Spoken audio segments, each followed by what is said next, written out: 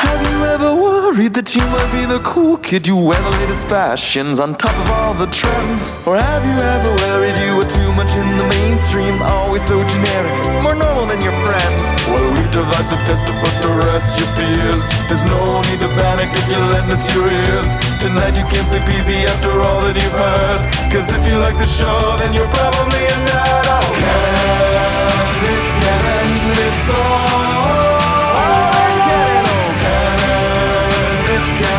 With Tyler, Phil, and Boris. Oh, Canon, it's Canon, it's all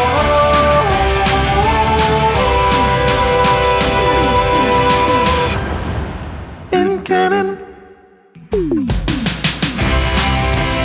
It's Thursday. You know what that means. It's time for a new episode of the It's Canon podcast. The podcast where I talk about all things pop culture. The podcast where I talk about all things geek.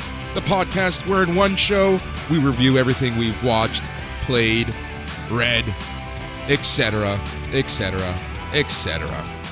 We're your hosts. I'm Boris, and as always, I am joined by Phil. It's Thursday. What can I say? You know what? It would be better if it was Wednesday, but it's Thursday, so it's Thursday. Yeah, this week's been interesting, to say the least. Yeah, I see you're peddling your wares. Yes, you're putting some casts out and whatnot. So that's good. Yeah. Yeah, it's crazy how fast everything moves. But yeah, the other show. The other show's got merch. Whoa. We have to talk about that after. But yeah, right no, things are going really well. Just so tired today. Like, I am exhausted. I'll tell you, like yesterday, well, all this week, really, I've been complaining about being tired. And a friend of mine said, "Are you sure you're okay?" And I had to think about that. And I came up with a response that was really complicated. Yep. And it basically comes down to a little bit of depression, a little bit of frustration with the COVID thing, and a lot of exhaustion from work and not sleeping right. Yeah. So you know what? Last night I treated myself. I just basically went to bed at like 10:30, like old man Phil does. And I didn't wake up until 7:00 this morning. That is fantastic. And you're lucky. It was just a great sleep. And I know that you battle that. Yeah. And I know for the past few nights, I have been doing like 5-hour sleeps or less. And it's just exhausting me. Yeah. Exhausting. So I know how you feel. I'm at 3 hours right now. Broken sleep on top of it all. Like, I honestly have no idea how I'm functioning sometimes. My fuse is like at the all-time low. So like crazy, you know, man. I'm just, yeah. I'm okay, all things considered. It's just like, it's just been really busy with work. You know me. I like to keep myself busy, but sometimes, you know, it's that line, right? Yeah, I say that at work. I like to be busy. And then there are days, today was a day where it wasn't absolutely crazy nutso for 10 hours. Yeah. And I was like, you know what? I can take this. It's all right. Yeah. So I got my dad his Father's Day present. It just came in the mail like half an hour ago. It's the 2021 jersey, TFC. Oh, sweet. It was on sale. Yeah. Whoa. Yeah, I can't imagine that sales are good with everything not being open, especially here in Canada. At least in the States, the teams are even operating at a limited capacity. Yeah. It's still, you know, one of those things where if you go, it's going to be even that much more special of an event and you might commemorate it. Exactly. So I'm sure that the sales, as you know, they could be better, but they could be worse. Look, you know, the shirts, they cost $180 on a good day. Yeah. We got the authentic one. No name. I don't like putting names on the back, for $130. Not bad at all. I think. Not bad, right? 40. I think I paid about $140 with our season's discount. and everything, and the promo. But yeah, that's a good deal. It's a good deal. Yeah, it's a great nice deal. shirt too. Yeah, it's really nice. The crests feel legit, you know? Yeah, they've done a lot of work on them because Yeah. they're like 3D now. When you run your finger over, you feel Yeah, the letters and the Yeah. textures. exactly. Whereas before they used to just be like, remember when they first started and they were just felt? not even.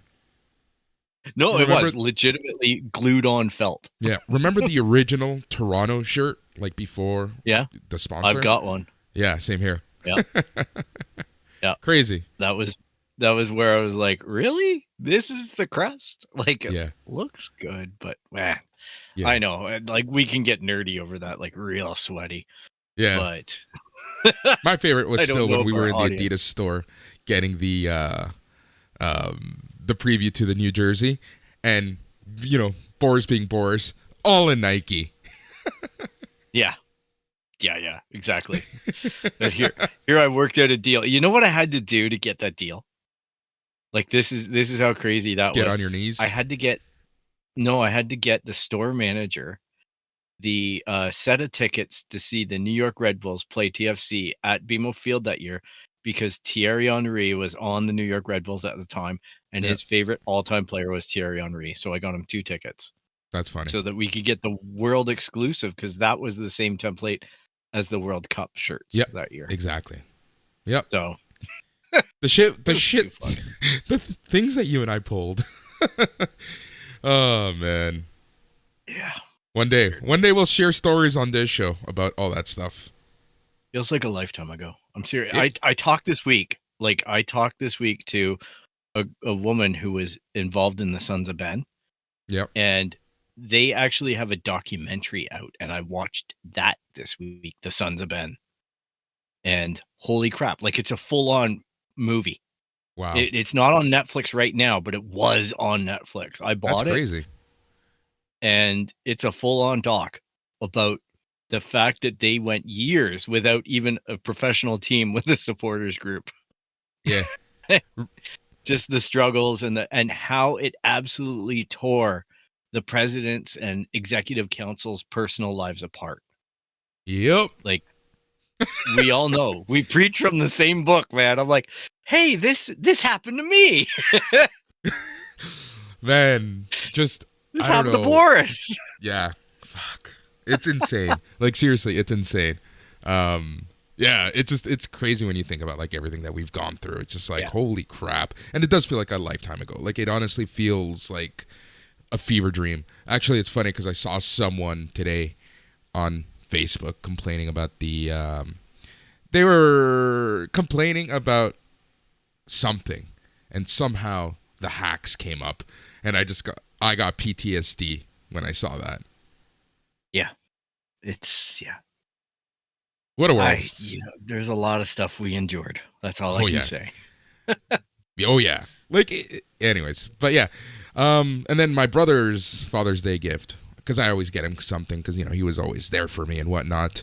I got him Pokemon Snap. It's mainly a present for my nephew, like the little one, but you know they can play together. So Yeah, get some of Dad's hair for an afternoon. Exactly.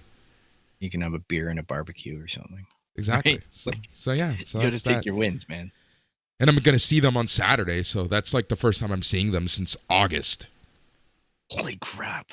Yeah. Well, good for you guys. Yeah. It's going to be exciting. Yeah. So Man. I'm looking forward to Like, that. I haven't decided on the Father's Day gift. I don't know. I might go out and buy him some lotto tickets for Super 7 there with 140 million up for grabs. Because if he wins, I win. So Yeah, exactly. Fucking love it. I said to him tonight, I'm like, what do you want for Father's Day? And he goes, I don't know. And I'm like, we got everything. Like, if there's something we want, we go out and we get it. Like, it's 2 guys here. Yeah. And it's just like, you know, whatever we want. And he's taking a break from having beer or anything. So I'm like, all right, I can respect that. I'm not going to, force you into something you don't want to do. You're taking a little bit of a health break and clearing up a bit. So good for you. So, but I will say this week, I did get something in the mail. I know what you got. This is gonna be my segue into. I think you treated yourself to a Father's Day gift. Well, I've been after this for a while. As I Actually, said, it's your birthday present, actually. Was it? No, I ordered it on my birthday present was the Darth Revan lightsaber. Oh yeah. Because that was super geek me. But what I did was back in April, I was perusing Amazon, and they had the 2 upcoming Hasbro Black Series helmets that were supposed to release on June 1st. For some reason, EB and Toys R Us in Canada got them on April 28th. So I'm really confused about the release schedule. But anyhow, so what I did was I pre-ordered the Mandalorian helmet, and at the same time, I had purchased that Cardinal, the red stormtrooper from Force Awakens helmet type thing. And it's not from the Rise of Skywalker. It is actually a First Order stormtrooper helmet in red. It's from the book for Phasma. So that was her main adversary, was a First Order trooper in red. So anyhow, that was only distributed at Target and Toys R Us here in Canada. I missed the window on it. And I paid a premium price for it. Like I said, I basically bought a scalper version. Yeah. So someone still had supply, and I paid $300 for it, which I'm not incredibly happy about, but it still is within the realm of, if Hasbro are charging nearly $200, it's an extra $100 for a convenience fee, because these things skyrocket a lot. Yeah. So if you don't get it within a reasonable window, you're screwed. Yeah. So I pre-ordered the Mandalorian helmet, and I skipped the white First Order helmet because I don't need another white Stormtrooper. I already got Stormtroopers. By far are my collection. I have 4 in total. So I'm like, all right. And June 1st gets here, no helmet. And June just keeps on winding on and winding on. No helmet, no helmet, no helmet. Now I held my pre-order, and I ordered this one for $300. And I was like, we'll see what happens, because the shipping looked a bit sketchy on it. I'll be honest. It said that it was going to try to be here between June 17th and June 20 something. Right. And it also charged me for shipping. So it was like $290 plus $5.61 for shipping. Yeah. Which seemed odd to me. So I'm like, I don't know where this is coming from. The reviews are good, but we'll see. It's not Prime. And sure enough, I got the shipping notification earlier this week on Tuesday, I think.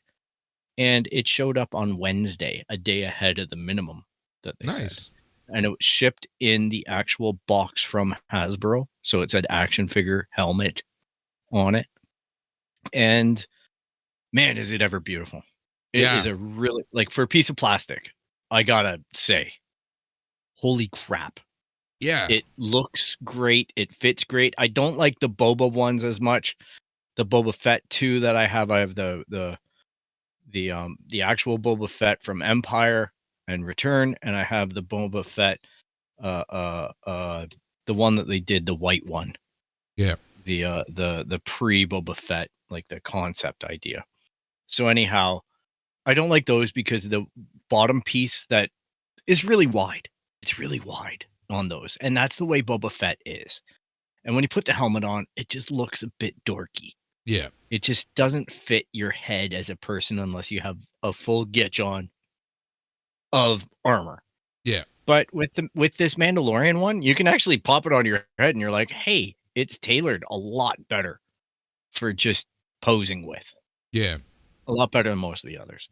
Very nice. So I gotta get me one of those. I think that I have room for that, to get me one helmet. I gotta do that. You have to choose, right? You have to choose wisely. Indiana Jones now. Yeah, exactly. It's they're releasing more this summer. So speaking of choosing wisely, I got the email, the shipping notification from Lego. My Batmobile's on the way.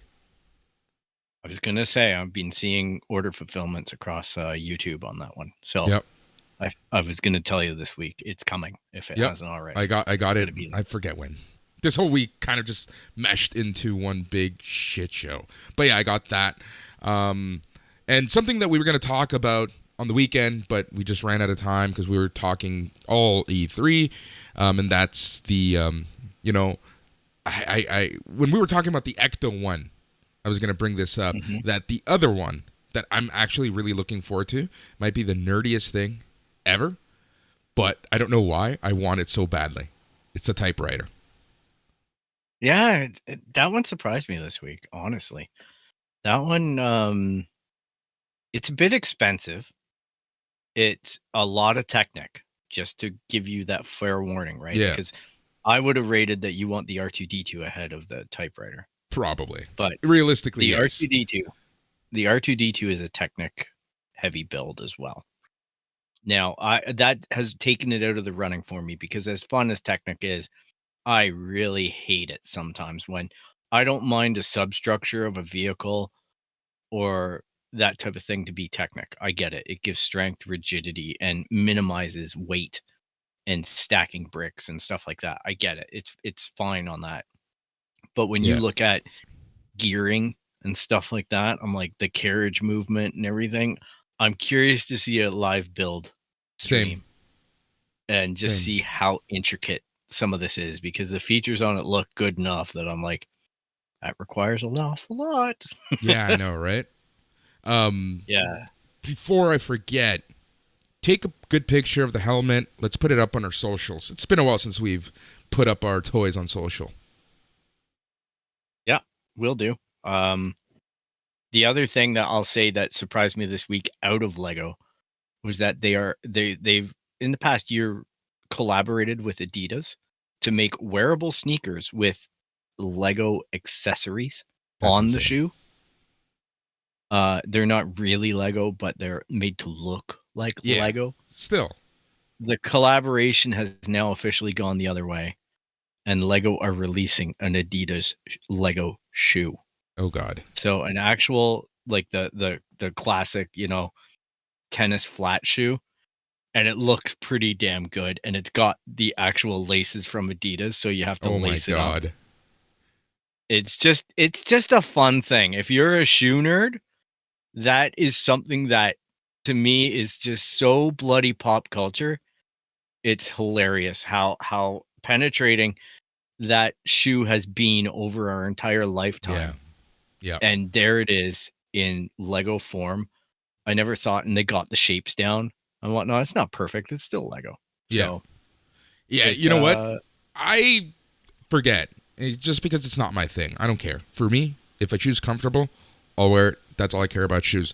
But I always forget just like how intense shoe collectors are. Just like comic collectors, just like, figure collector. It's just another thing. I always forget about that section of the sneaker kick collector. Well, you think about all the services that basically get attributed with ruining what's going on in the PS5 and Xbox scalper space. Yeah. It's born out of the fact that this was all sneaker crap.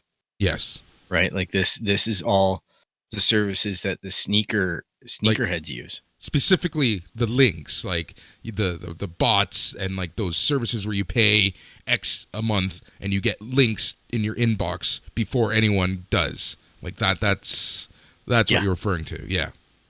Yeah. And that's the backbone that established basically how all of this works. Yeah. So it's a thing. It's a legit culture, right? Like people collect that stuff and they love it. So good for them. Yeah. Whatever makes you happy, I just man. Look at it like you know what? People piss me off because people always take a look at collectors and like shit on them. It's like, how much money are you spending? Collecting is for kids, blah, blah, blah. But man, whatever makes you happy, just fucking do it. Like I remember, and I'm sure that a lot of people, especially around my age, can relate to this. And I'm sure even people around your age are roughly the same. Now, the geek has been accepted, right? Say what you want about the show. Big Bang Theory made geeks popular. Say what you want. Yep. You can hate the show. You can love the show. You can. I know a lot of people who loathe the show. but like it or not, it made the geek stuff relevant.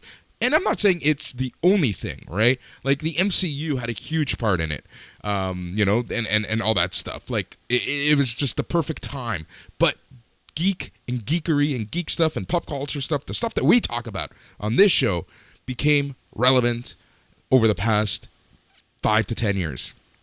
Now, and what's funny is that, like, I've always been a geek. I've always been into this stuff. But, in high school, university, I don't want to say shy away from it, but it wasn't top of my mind type thing, right? Like it was kind of secondary. I would rather do other stuff, or if someone found out I liked that stuff, it was kind of like, oh no, that's not true, right? Like it's kind of funny how that works. But now I'm noticing that like people just accept it, and when it is what it is, and it's kind of like there's a whole subculture to it, and like similar to us and our soccer supporter groups, right? Like it's a whole other thing. Yeah, and like really that was the show that, to be honest, it ran for like 10 years and it ended 2 or 3 years ago. Yeah, it just recently ended. It's quite, it's quite a run that it had. But in watching that, it re-enabled my embracing of my geekdom. Yeah, like that's the thing, right? Like when I looked at and collecting and all that kind of stuff, when I looked at that show and I saw that this was way more mainstream than I recalled. Yeah. Then I was like, you know what? I'm gonna let myself really indulge in Star Wars. I'm gonna let myself indulge in Lego. I'm gonna choose my little horses here and go to town, as well as media and things like that. And you're right, it did couple very well with the MCU and its run, like its successful, popular run, which I still think those movies would be popular, but they were only made more popular. Yeah, and the same with Star Wars and all of the stuff, Star Trek, all of those franchises benefited from that kind of organic exposure, even though it's probably the least organic show on television. That's the funny part. But yeah, but the fact is that it strikes people as authentic. The funny part is like, say what you want about that show. That's probably been the best promotion of WB DC Comics, period. Yes, and that's hilarious because you are right. They constantly mine on Superman, Batman, Aquaman, Green Lantern. Almost every single accessory and comment is based out of the DC universe. Because there was a few episodes that were really focused on Star Trek. There were a few that were focused on Star Wars. There was some light touching of those franchises, right? And some light touching of other Marvel characters, but by and large, the Flash, everything was heavily identified in it. Yeah, well, it's because it's produced by WB, right? So it just makes sense. Oh yeah, that's what I mean. You'd think it's organic, but it's actually very targeted. It's no different than G.I. Joe and Transformers, right? Like it's kind of when you really think about it. Yep. Exactly. You know what's funny? So some people might be wondering, why are we constantly just talking about random stuff on this Thursday midweek episode? And that's because this is the feedback that I've gotten. We jump straight into news for the most part now on Sundays, so people want to hear about like our random stuff. So and that's what this midweek episode is going to be. We'll have a guest here and there. The midweek episode is just going to be, a podcast for being a podcast. Yeah, and there's nothing wrong with that, right? Exactly. It's the banter. Like literally lately, Boris and I don't even talk that much during the week. Like the side chatter is even quiet. So that it's like, well, we can't just go into the show and be like, hey, so what'd you do this week? I made pizza. I know, I saw the pic. Yeah. And that's the thing. Like I find that it's working better because we do actually, it's just us talking. It's just, this is, or before when we would chat or have a phone call at midnight, this is the stuff that we would talk about, Mm-hmm. But yeah, now it's like something legit. Yeah, and the funny thing is that the geek train doesn't stop for either of us, because on top of all this that's going on, here we are watching our shows, and playing our games. And I gotta say, like, this week I've been playing a little more Ratchet and Clank, a Rift Apart, and I figured out something this week that wasn't readily apparent to me. So I was playing on the default setting, which looked good. I gotta say, the game looks great. And then I changed it to graphics mode. Yeah. And it went to 4K at 30 frames per second. And I got pretty upset because I was like, you know what? I could notice the frame rate drop. So it felt choppy. And it's not like it was going to 15 or something like that. It just felt choppy. I was like, no, I got used to the buttery smooth 60 frames per second. So I went back to that mode, and then I watched a video on the other mode that I didn't click the other way over to on either side of the settings, and I found fidelity ray tracing mode. Yeah. So you get 60 frames per second and you get ray tracing. And I gotta say, I know we've complained about people talking about ray tracing. I know that we've said that we're sick of hearing about ray tracing. I gotta say, ray tracing is pretty freaking rad. Yeah. Look, I get it. It adds something amazing to the look and the feel of the games. It's just like it's the way that PC players talk about ray tracing. You would think that, they don't give a shit about gameplay, they don't give a shit about story, they don't give a shit about anything else. But does it have ray tracing? It's just one of those things that always made me laugh. Yeah, I found that this was the perfect combination of things. The frame rate plus the ray tracing. It gives you a real depth to it. That's for sure. It gives you a real feel. It's almost to the point since I've turned it on, I haven't been able to advance off the level because I'm like continually just dropping my jaw and going, what the hell? Like it was a good level to enable it on. Yeah. So good for them. Like to come out and get an actual, by all reviews that I've seen, this is truly the first next gen must have. And yeah, it's an entertaining game. Like we talked about, it's fun to play a game and not have to feel like I have to learn a system or commit to it like a marriage. Yeah. Or anything like that. And then feel like I could put it down, play something else, pick it up and have to relearn it. No, I can just play it. You know what I mean? Like it's not rocket science here. It's a fun game. That's what I liked about Immortals Phoenix Rising. It was just a fun game that you can put down and pick up at any given time, and that's sometimes that's just what I want to play. Like, I don't have the time anymore to commit to like these Last of Us 2, Ghost of Tsushima. Yeah, just, those types of in-depth stories. Like I just want to play something fun, mindless fun, and whatever. But so you're liking it. You're liking it a lot. Yeah, I'd give it a definite, from me, a 2 thumbs up if you have a PS5. The only downside is that if you don't have a PS5, obviously it's not a title that you can access, which was kind of a funny outcome of E3 this week, which I found myself wondering this, and I know that there's been news since then to assist on this, but I found it hilarious how the Xbox game event was very specific, and we talked about it because it was live happening. But in retrospect, it was very specific about games being for the X and S consoles. Yep. Without talking about the one. And it's all coming on day one type thing on Xbox Game Pass. Yeah. So I was wondering, as an Xbox One user, what does that mean for me? Do I have to get an X or an S? Like, I was honestly debating just running out and getting a little shitty S just so I could have access to this stuff. But then it turns out, and here's PlayStation doing the exact opposite. Basically pulling all their titles back and saying, we're going to make them cross-gen compatible. So God of War, you thought Valhalla was going to be, or Ragnarok was going to be this. Guess what? It's now playable on the PS4. Yeah. So they were completely walking back a lot of Yeah. stuff that I just assumed.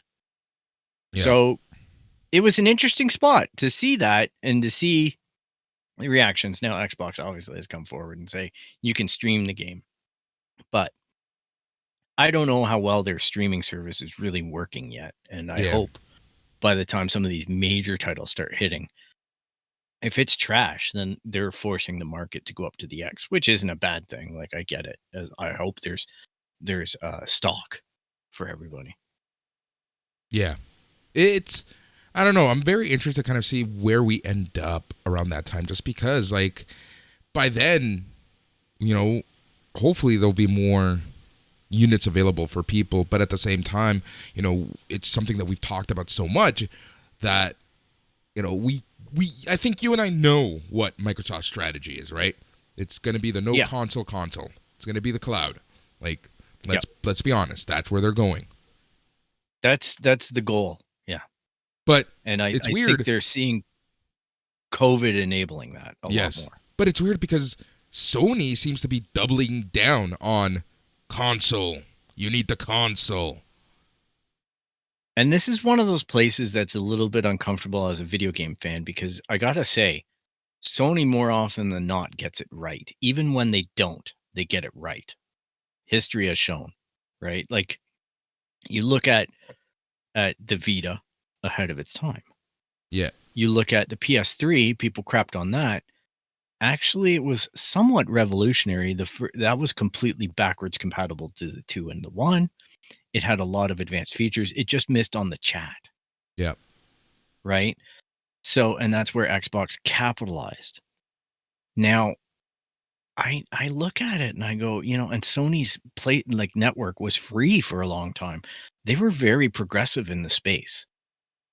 And to see them clinching on something. Now, sometimes Sony gets shit wrong, like proprietary memory cards and things like that, and all the different formats. But I don't know if they're getting it wrong when it comes down to collectors want to collect. Yeah. And people want physical copies. They want to own their product. Yeah. Because there is an interesting argument about the cloud. And let's say you're playing a game, and let's say Bethesda gets, or, you know, Microsoft spins out the company and loses the rights to some of that stuff. And then it disappears off the cloud. Did you ever have it? You know what I mean? Like, if Stadia loses a deal with a publisher and the publisher pulls back Red Dead Redemption and all their other titles that are on there, was it ever yours in the first place? Exactly. Now, you know where else this is going to be very interesting? Password sharing. Mm-hmm. I know that they have systems against it, but there are ways around it, you know? So yeah, it'll be interesting to kind of see like how they attack that and how they, you know, what they want. Effectively, but here's the thing also. Go ahead, sorry. No, effectively, my concern is this. What's if this works well, what's my necessity to ever upgrade to an Xbox X? There isn't. Right? Like, if my one cooks, I'm just going to go buy another one from EB for like $100. Yeah. You know what I mean? And just start plugging into that, and away I go.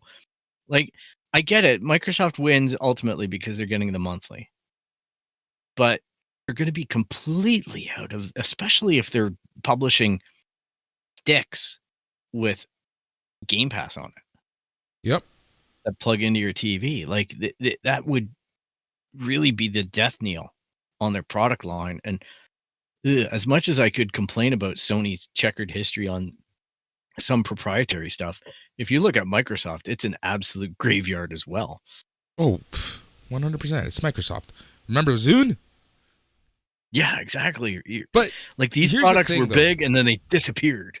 Here's the thing, though, and this is where Sony is at the ultimate disadvantage. Sony is Sony. Sony makes consumer electronics. Microsoft is essentially a software vendor, you know? Yeah. And they have different divisions, like their cloud, Azure, and stuff like that. They have the leg up on technology against Sony. So, you know, when people start bitching that Sony is behind and shit like that, they better be. Microsoft better be kicking their ass when it comes to technology. But the funny part is that they're not. And that's the scary part. And that just goes to show you how siloed and the grand scheme of it, how unimportant Xbox is to Microsoft. Yeah, it really Because is. let's be honest, Phil, if Phil Spencer was I'm not saying he's not, but if he really wanted to just destroy the competition, he could. He fucking could call it all hands meeting and say, look, let's bring all this Microsoft technology into the consumer electronic division of Xbox. And then boom, Yeah. No, as long as the board approves it, away they go. As long as the investment is approved, Like, they and have that's the scary limitless part. pockets. The funny thing is that they could go buy Sony. Yes. And not even blink. Yep. Like, that's the thing, right? Like, Sony could be plucked at any point in time by Amazon, by, you know what I mean? Like, anybody Apple could just come and say, I want to have the ability to control everything that you do. Yep. That's it. And then they just own it. And now we have video games. Yep. Alexa, stop. I love it. But isn't that scary? Like, isn't that insane? Like, yeah, I'm interested to kind of see where we go from here. I've seen, we'll talk a little more about this on Sunday, but let's just touch on it right now. The Nintendo Direct from Tuesday. I thought it was amazing. Mm-hmm. I saw a lot of negative people and a lot of negative news. Like a lot of negative Nancys against it. Yeah, I don't know that it was the best thing I ever saw, but it was definitely entertaining. It was better than Capcom's. Oh God, yeah, it was better than Square Enix. Even though I see a lot of conflicting reports on that one too. Yeah. Right, where people are like, they love the Guardians of the Galaxy idea, they hate it, all this kind of stuff. So it's interesting. I think Nintendo did. I was hoping, and I try not to have any expectation. Yeah. I was really hoping that they would drop the info on the Switch Pro. Yeah. Just because I'm sick of hearing about it. That's all. I just want it like React done. Phil, I'm telling you, they're looking at production. That's the holdup. It has nothing to do with anything. Yeah. It's production. They don't want to fall in. Nintendo doesn't want to fall into the same trap as Sony and Microsoft. It's Nintendo. Nintendo needs to be available, readily available. They don't want to have these semiconductor and other issues. So I bet you any money that they're looking at the production lines and seeing, hey, can we get enough out for our fans? And the other thing that I was talking to someone about, and like her and I were having this conversation about the lack of big announcements at this year's E3. Like, there was a ton of announcements, but and my nephew and I were also having this conversation, and that was around, there was a big announcements, cool stuff, but it was nothing earth shattering, right? And I'm like, let's remember COVID. And also, delays. And everyone has seen the debacle that was Cyberpunk 2077. And people and companies are just scared shitless to make announcements right now. Yeah, that's true. I know that Nintendo are extremely sensitive about their perception in the market. So that alone is justification for, if you're having supply chain issues, like I imagine they are. Apple are very similar, right? And look at them. They held back last year on product because they were like, especially the iPhone 12. Yeah. They delayed that over the regular launch dates because they were just simply concerned about being able to satisfy the market. And they even had to break that up into 2 segments. Yep. So these are all very calculated things by these companies. And, look, let's be plain too about when we're talking about the idea that Sony could be just snatched up, especially their video game end of it. But Nintendo could also possibly, if they were, open to it, be acquired as well and absorbed. it's another company when you start looking at the scale of other companies. Yeah. I don't know, how manageable a real aggressive buyout would be Exactly. for them. We're just So talking like it's a just fun from space. a dollars and cents point of view, right? Yeah, but Nintendo are really, they don't really disclose, I don't think, a lot of capital earnings. No. Like when the one thing that is shocking about them, when I said that, I was thinking about when we recap top video game sales and how much Nintendo are there. Yeah. Like they do have a bit of the lion's share of Yep. of software sales. Yep. And we're not even like really looking at what the market is in Asia and Japan in particular. Right? Like it's a whole different ball game out there. Yeah, I'd be curious. Maybe that's something that we could do one episode, is take a deep dive on the actual financials. That would necessitate Tyler. Yeah.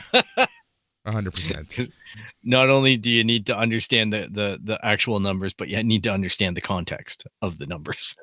Yep. What was I gonna say? I forgot what I was. Oh yeah. Reading anything? Probably not. I finished Hail Mary.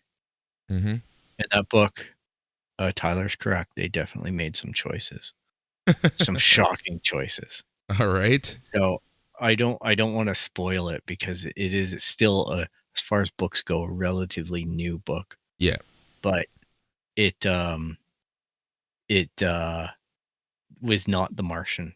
It had elements like The Martian, the numbers, the science, the matter of fact writing style, the dry wit and humor, the exposed realities that it doesn't shy away from. Those were all very much prevalent. It's just there was some twists and turns in that book that I was just like, really?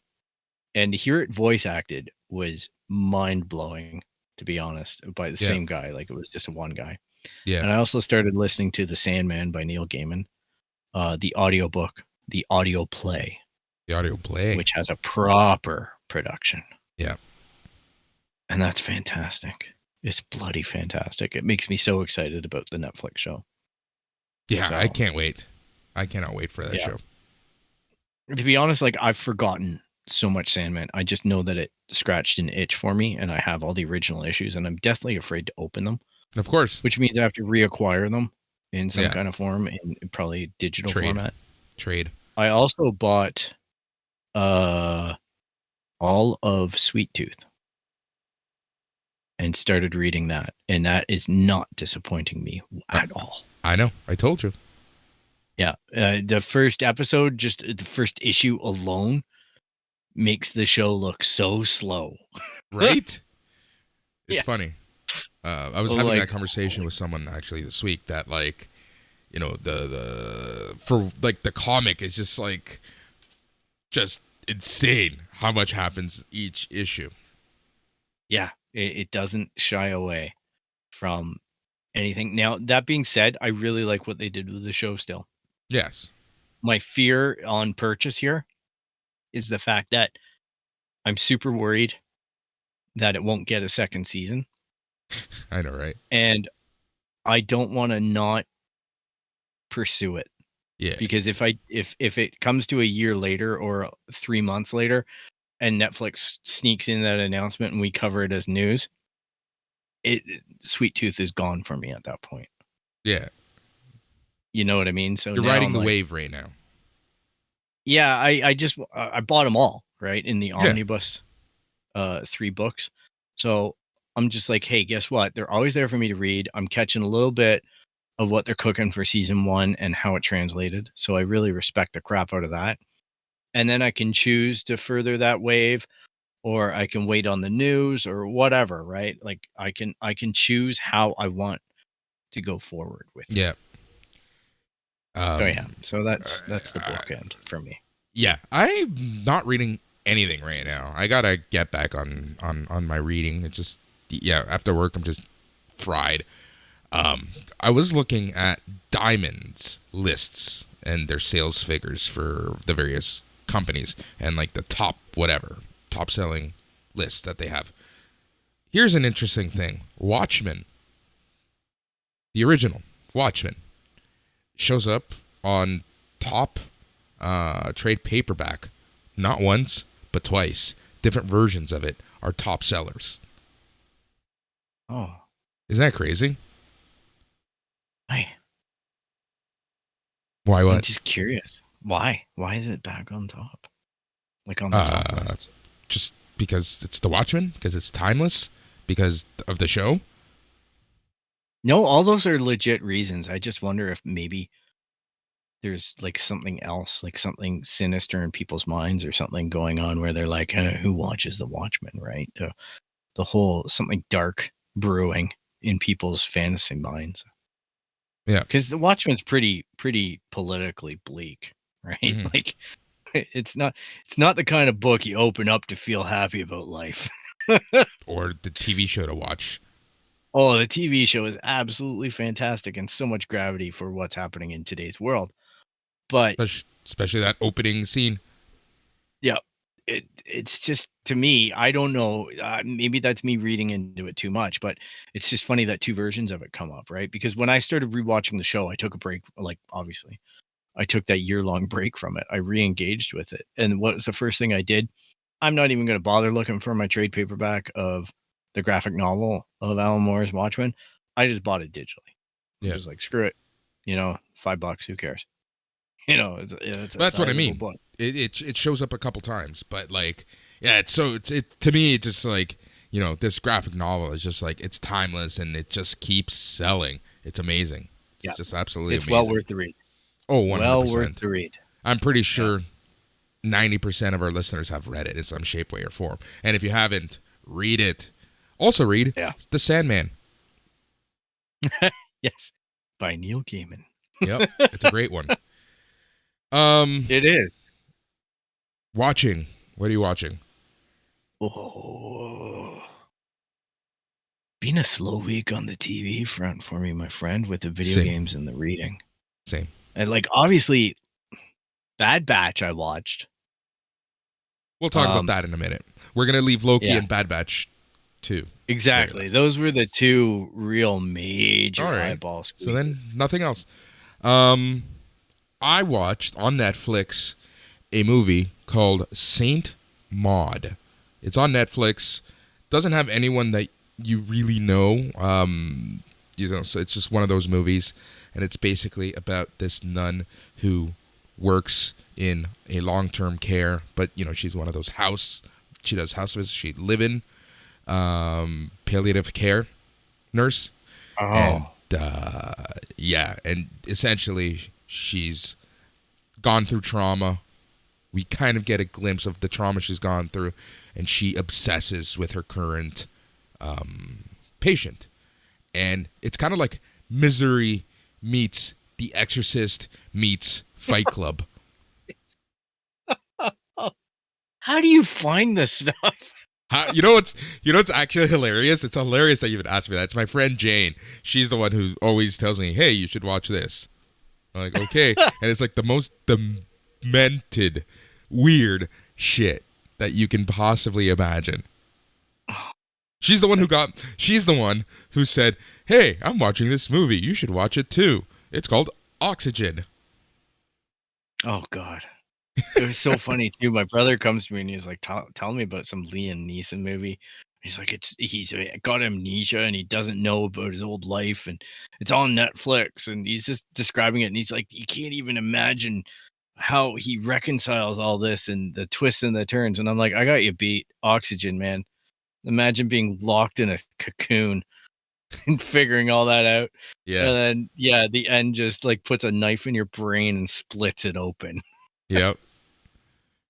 Yep. Like, the fact that movie had a happy ending still makes me laugh. Yeah, I know, right? It's after everything. Just, but yeah, she's. You know what I enjoyed? Oh, sorry. This is the reason why I have very weird movie recommendations right now. Because when we chat at like 2-3 in the morning, she's like, "I am watching this. You should watch it." Yeah, can't sleep after. Wonder why? Right? No. Remember there was a movie when I watched Oxygen. It reminded me of another movie that I really enjoyed that was kind of cheesy, and that was the one called with Chris Pratt. called Passengers. Yeah.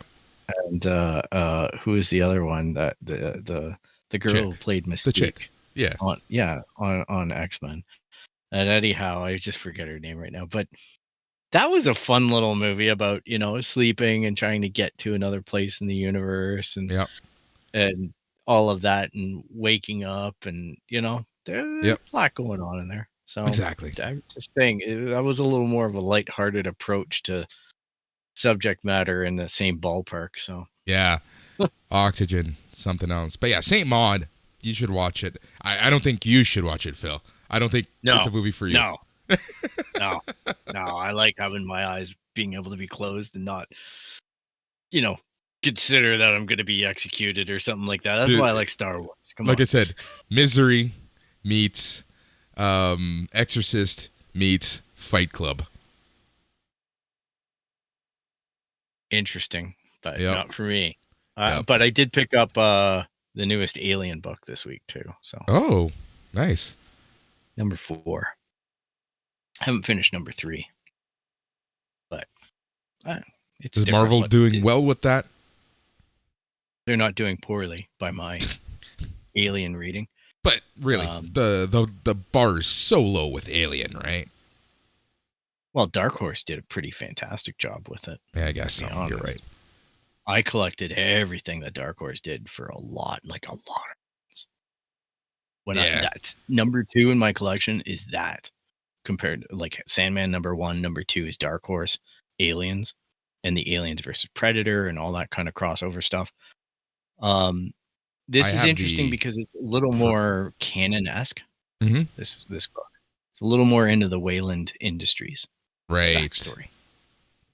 Interesting. So, before we move on to Loki and the Bad Batch, I have a question for you.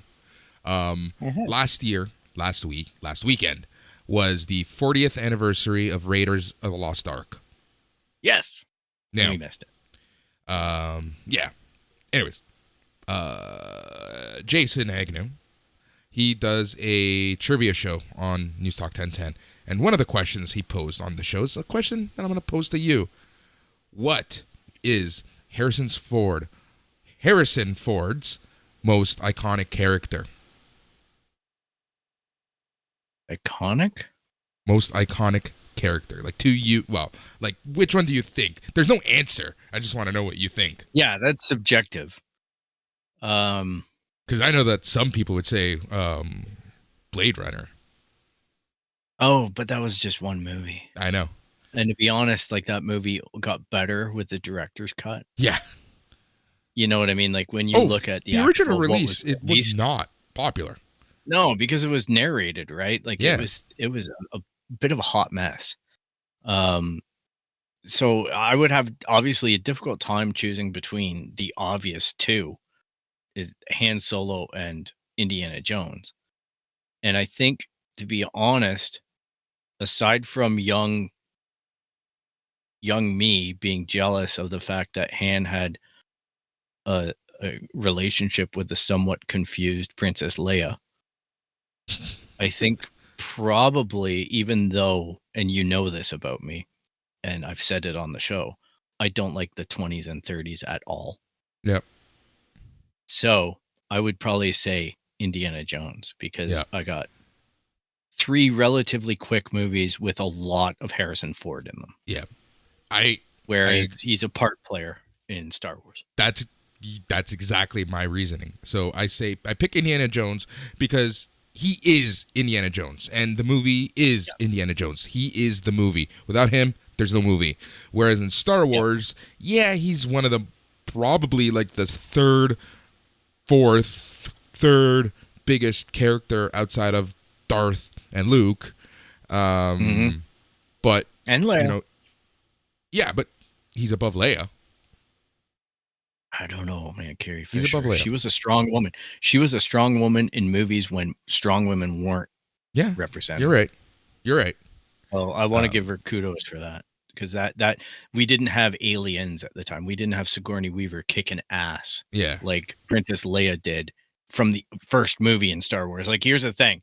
You can struggle with character development over a series all you want, right? Like, we could argue that Indiana Jones in Raiders of the Lost Ark is not the Indiana Jones that's in the Temple of Doom or in Yeah. the Last Crusade, because it was called Raiders of the Lost Ark. It wasn't called Indiana Jones Exactly. and the Raiders of the Yeah. Lost Ark. It's Raiders All of the right. Lost So Ark. he solidified the brand in Raiders and grew into it progressively over 2 sequels that somewhat got better as far as that character went. I love right? how you Because- say 2 sequels.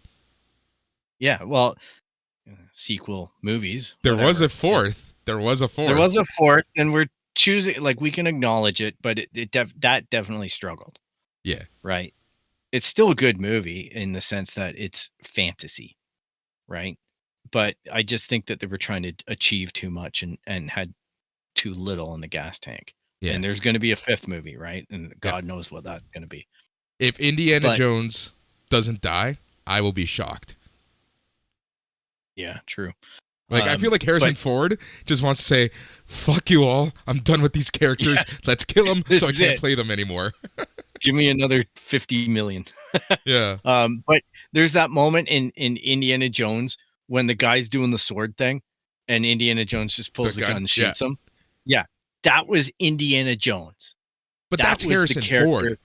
I know, but it took him all of Raiders of the Lost Ark to get to that moment and make that movie Indiana Jones and the Temple of Doom. And the funniest You know what I mean? part about that is that, you know, that was not scripted, right? Like, that's Harrison Ford. Exactly. Like, that's what I love about probably the most iconic, one of the most iconic scenes. Faces melting is probably more iconic, but one of the most iconic scenes in Raiders was that, the gunshot to the knife fight. And apparently it was just scorching hot. Harrison Ford said, fuck it. And he took out his gun, shot the blank, and the actor played along with it, and they kept it. Yeah, and just like I love you, I know, right? Yeah. Like, those are honest Harrison Ford moments, but I think that those moments are born out of the fact that I think up till that point, the probably earlier work would have said that this movie is going to be called The Temple of Doom. Yeah. And the Indiana Jones wasn't going to be as big. Yeah. And then the Indiana Jones became fire-filled and multicolored. You know what I mean? And that became the marquee. Which one's your favorite of the 4? Oh, I gotta say, I have a tough time choosing between Temple of Doom and The Last Crusade. Same here. I love Temple of Doom just because it's so quirky and so different from everything else. Yeah, it's pretty highly offensive too, and it's nowadays. Yeah. And it's recollective racism type thing. But the thing is, though, at the time of being a kid, like, you have to remember the proximity as a child for me, because you had all these movies. You had Empire Strikes Back, Return of the Jedi. Raiders of the Lost Ark slipped under the radar a little bit just because we didn't know, like, we knew that to pay attention to it, but we didn't know it was really there. Yeah. But when Indiana Jones and the Temple of Doom hit, I had the novel, I had the comic book, I had everything to do with Indiana Jones in my life that could be purchased on my money. I could, like, that was it. That was my focus. And then I just really liked The Last Crusade for the banter between him and Sean Connery. Yeah. Like, that's gold too. Yep. Two people accomplished. And you sandwich in, like, I was reading Starlog at the time, you sandwich in all the hype that was coming from Blade Runner as well. Yeah. And it was just a undeniable presence as far as Harrison Ford goes about his penetration in the 80s. And he went on to become one of the most highly paid actors of the 90s, I think. Yep, he was. But 80s really solidified his iconic nature. And that was a lot in a short amount of time. You could not go anywhere in the 80s without talking about Harrison Ford. Yeah. Crazy. All right. With that said, let's move on to The Bad Batch. Phil,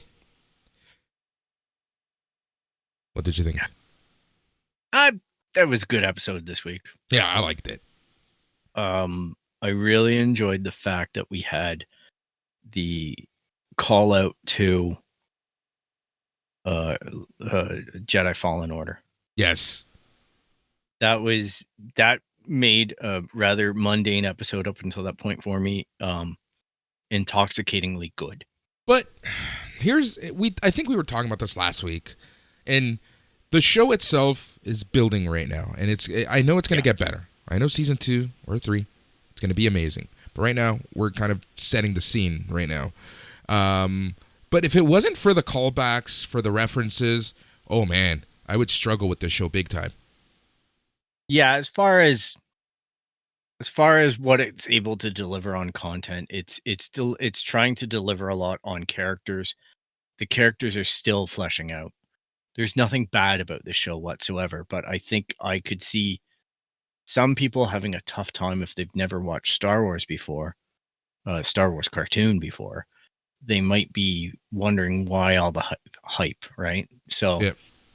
And even then, if they don't watch a lot of Star Wars, they're probably still wondering why all the hype, because they're not getting these inside baseball references. Yeah. But apparently this week's episode, tomorrow's drop, has a character of note appearing in it. Yes. So it sounds like it's heating up. It's only got another, after this, 5 episodes left, and then season 1's done. Yep. So the episode titles have leaked for the month of July, and that's it. So it's interesting. I have problems with the show, but not enough that I'd complain about them. Yeah, same here. It's just the melodrama of Omega, right? Yeah. Until I start getting something more concrete about what her contribution is, I'm left with more questions than answers. Like how is it that certain clones don't know about her? Or how is it, she's lived this invisible life on Camino? And is she accelerated or not? Unfortunately, the biggest question I have is, if Omega's going to play such a big part, why have we never heard or seen or anything? This is, look, it's an issue with shoehorning in the timeline. Rogue One suffered from this as well, and I get it. Do drastic stuff to make sure that it didn't ruin the forward. Yeah, but that being said, if she does have accelerant growth in her, like the clones do, that means she might expire. Before, because the thing is that I keep on getting caught with this show is, it is way before. Star Wars. Way before. So we're talking, literally 20 years. Minutes after episode 3. Yeah. Right. Like there's 20 years before. Yeah. So she potentially could live to the ripe old age of 30, which might be 60 or 90 or, 75 by clone's age. Yep. So the only clone that we know that didn't get the acceleration growth was Boba Fett. Yeah. So I don't know how that all reconciles with canon, but maybe there's an event and she obliterates or goes somewhere. Maybe she goes like Ezra and Thrawn, some other place. Fucking whales. And Ahsoka goes after them, and then shows up after everything's done. Yeah. After the galaxy has reconciled the biggest force of evil in the world, she was off chasing space whales. How convenient. Yeah, but in another way, that's Star Wars, right? The same way that you have to accept that there's going to be a stupid CGI monster somewhere in it, or a signal of horror that George has an affinity for. Yeah. The trash compactor monster, the thing that eats R2-D2 in Dagobah, the Sarlacc pit in Return of the Jedi. There are these iconic things, that the Rancor monster, which we saw in that episode earlier.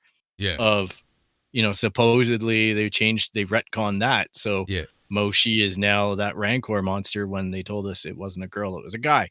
But anyhow, that's part of Star Wars, and doing this kind of thing is part and parcel of being a fan. And I would suggest parking some of the reality picking and just enjoy it for what it is. It's a show. That's exactly it. I'm not trying to be tough on it. I'm just asking these questions, and it's it's something that I struggle with, regardless whether it was good or bad, right? Like it's like something that doesn't. None of this keeps me up at night, but it's questions I have. Like with the accelerant, how is Rex in Return of the Jedi? You know, like stuff like that. Yeah, I know, right? Like that's legit. Really? Maybe he was a later Rex. Having No, he said was that, the but original here's Rex. the thing. How did he do that? Here's the thing. Having said that, I think it's cool that they were able to fit it in. But when you think about the logic and the rules that they set in the Clone Wars, it doesn't make sense. But here's it's cool. The thing, right? It's cool. You know what that's all bound out of? It's the fact that some fan pointed out that there was a guy with a white beard that looked like a clone. I know. And then they said, sure, that was him because it made people happy. Yeah. That was just an easy win on the PR front, right? Where they're like, yes, it's an interconnected universe. George had no freaking clue. But you're a nice old man. You hit a demographic. Put on this outfit. Carry a gun. Shoot some death bears. It's that simple. Right? Well, what else? How else do you describe the Ewoks? They eat people. I know. Death bears. How did they get a dress Princess Leia's size if they didn't eat somebody that was Princess Leia's size previously? Oh man. I want to watch, I want Quentin Tarantino or David Lynch to direct a real Ewoks movie. I know, right? They're bloody killers. They're bloody killers. The Death Bears, I'm telling you. It would be like the most horror film ever. One time, I want to actually watch and deconstruct the Barney Stinson Ewok theory with you on this show. Oh my God. Yes. Because you would fall into one category and I fall into the other. It would be hilarious. No. Actually, by age, I fall into one category. However, my brother, remember, he's before the line. So I fall we'd have to go. We can plant a trap for Tyler. Yes. Oh my God. Because I know he doesn't listen to us. I know, right? So I'm like, hey, all right, there's got to be a way that we for our listeners, just so that they know what we're talking about. In How I Met Your Mother, Barney Stinson, the Playboy, blah, blah, blah, blah, blah, Neil Patrick Harris, he has theories for everything. And his theories are usually outlandish until they involve Star Wars. And in one season, he was talking about the age of his girlfriend, and he thought that she was older than she really was because she didn't liked Ewoks. So his theory is why I say we got to rewatch it because it's been so long. His theory is basically if you're from X age and older, you didn't like them. If you're from X age and younger, you did like them. We'll sort it out. We'll have this discussion with Tyler. It's gonna be Sean Connery and Catherine Zeta-Jones, Entrapment, and we're gonna see how this goes. If we could get him on some pain meds or something, it'd be even better. Oh fuck! Just make pain meds and boozing up, like our Christmas just shows. like 12 Days of Christmas. Yeah. By the way, I love how this episode is longer than our news episode now. I know, it's kind of crazy. This is the issue. By the way, How I Met Your Mother is available on Disney Plus.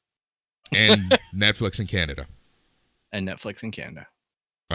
You know what? I want to watch the Disney episodes because in Netflix, they remove all the CGI. Okay. And I wonder if they recut them or re-edit them or put warnings on. Because they had to put warnings on. Yeah, they had to put warnings on the Muppet Show, not Disney Plus. It's Stars, not Disney Plus. Good point. Yeah, but still, it's Disney Plus. Yeah. Yeah. Because they put those warnings on the Muppet Show. Exactly. Just wonder where the line is. I guess, Stars, I had to opt into adult content. Exactly. Same here. Did you notice how much was available under adult content? I know, right? But the thing is, it kept on prompting me. Are you sure you're an adult? Yes, I'm a freaking adult. Yeah. You know what's a good service? You got my credit card number. You know what's a good service? You can have it as an add-on with Amazon or Crave, and it Stars with a Z. Z for Canadian friends. Really good movies. They have Spaceballs. Need I say more? I bought that. I have like 20 versions of that. Yeah, well, I've got the DVD, but I bought it on Google Movies. Ah, I love it. It's I love honestly Google one of my Movies. favorite movies. One of the best things about Google Movies is that you just fire up Netflix or fire up YouTube, and all your movies are there. Yeah. So if something has YouTube on it, you get your shit. It's great. Yeah. Oh, trust me, I'm well aware of this. I know that we're just whatever this episode. We're way off the trail this week. Doesn't matter. This is how our midweek episodes are going to be, buddy, and listeners.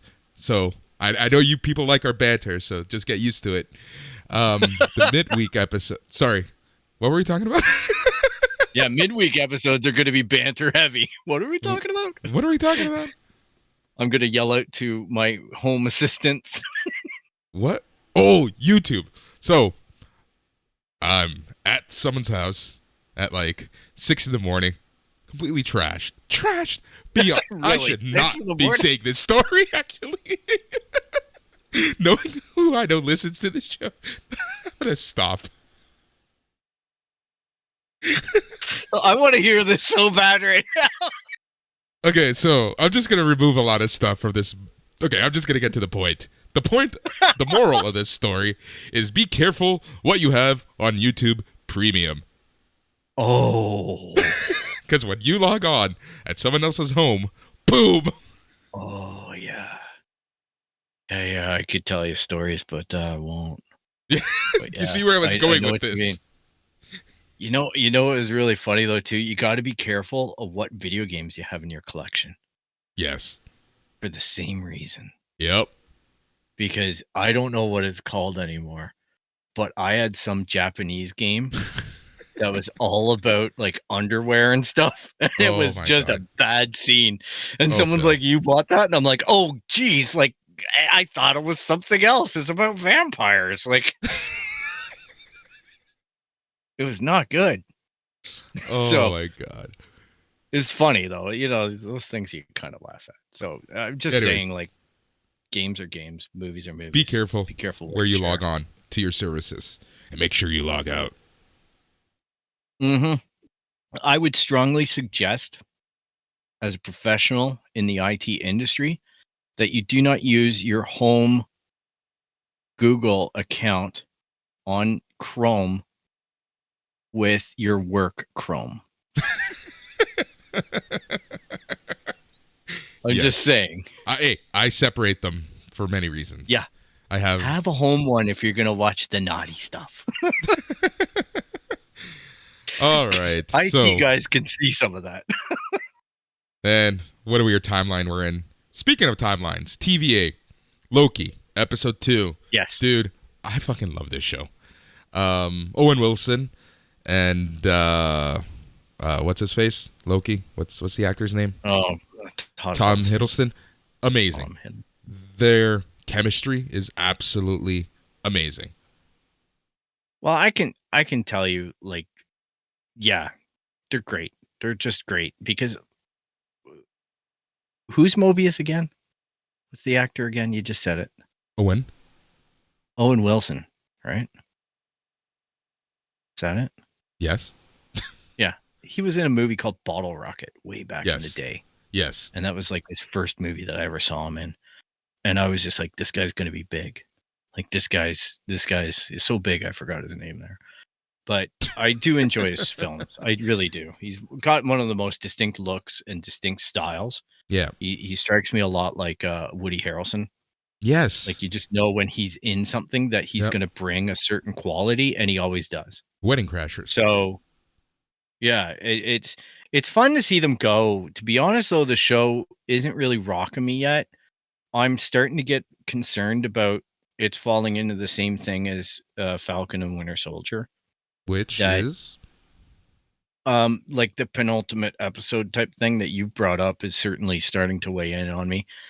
And secondly, the fact that that just with how they're dealing with the bad guys in these Disney shows. Yeah. It's so clear that the timekeepers are the bad guys in this. Yeah. Even in the first episode, that was what we walked away with. And then we don't see them throughout the whole episodes. And the fact that the timekeepers never wanted the Avengers to assemble. that is a huge warning sign. Yeah. But you know what I mean about with Falcon and Winter Soldier? Like the bad guy was there all along. Yeah. And then the bad guy was there all along in WandaVision. And I just can't help but feel like there's going to be this point that we turn around Loki and go, and the bad guy was there all along. Yep. Yeah. So right. I'm a little bit worried about that. It's a tough subject that they're broaching, and they're doing it well. Yeah. Here's the thing. Time travel can turn a lot of people off. Time travel can throw a lot of people off. The multiverse. I'm still very interested to see how people take to the multiverse. Yeah. Next week we're going to know. Yeah. I have a feeling that something's going to happen in this movie. Between this movie and WandaVision, that's where we get the multiverse of madness. Because notice that right away in episode 1, they talk about Nexus events. And Wanda, the Scarlet Witch, is a Nexus being. Yep. Yeah, they were very specific about that. That's true. Yeah. And that's there's a lot at play here. I don't know that we're starting to see that Jeopardy slope that we've talked about on the show. And that is really, is this all too much for audiences to handle? Is the overcomplication of the Marvel Universe ultimately going to be something that pushes people away from it in some capacity? Yeah. We should talk to non-geeks, people who just watch this stuff for the sake of watching this stuff. That's what I'm getting this from, is people who are not invested on the level. I know people who just already actively pushing back on me. They're like, I know people who just bullshit. don't like these shows. Yeah. To be honest, Loki, I'm struggling a little bit with. It doesn't hold me. But it's not bad. I'm not liking it. It's just that I missed swaths of this episode because I found work more interesting, which has never happened before. Yeah. So. Loki, here's the thing with Loki, and we talked about this before the show even started, that it's one of those shows that, you know, because it deals with the multiverse, they're going to be given some freedoms. And they'll be able to kind of be self-contained while at the same time being part of the MCU. And, you know, so far, they're trying to tell a cohesive story where Loki is essentially hunting Loki, and, you know, other stuff and other things and other people are going to be at play. And, you know, we'll see what happens. But it's only episode 2. On the news episode, we're going to talk about something very interesting. And that is the Wednesday release cycle of Disney and Disney shows. Yeah, it's changing the way Disney does stuff. But what did you think of the surprise reveal at the end of the episode? And we're going to put a spoiler warning up on this. And I know we're not going deep into an analytical rip apart. But last night I got a panicked text message from a friend because he had not experienced Lady Loki before. Right. I like it. And I'm, you know, I'm a little concerned where this is going to go. Not because I don't like the character, just because, you know, the MCU doesn't know how to handle some of these characters properly. Yeah, I feel like... Do you think Lady Loki is another version of Loki? Or do you think Lady Loki is Loki's soul inhabiting a lady's body the same way that she's transferring her soul to other people? I believe that... Oh, man, that's a great question. I don't know. I haven't given it enough thought to answer that question just yet. And I will give credit to New Rock Stars for allowing me into this brain space, because they did kind of do a dive on that kind of question, and it brought up 2 characters in Marvel Universe's past where there was like an actual female reincarnation of Loki, and then there was an actual like a Loki character that was inhabiting the body of a female. Yeah. And they couldn't figure out which was which in their kind of breakdown. They've decided that they're just going to go with Lady Loki because it seems to be she's wearing the horns, even though one's broken. Yeah. There's a lot of deep dives that we could do and try to get to the bottom of, which absolutely means bullshit, right? Because it's ultimately where the production crew want to go. that determines all of this. It's not public opinion, and I don't really feel comfortable participating in that audience of the being a voice of that. Yeah, for sure. Yeah, it's an interesting question, though. It is. Like, what?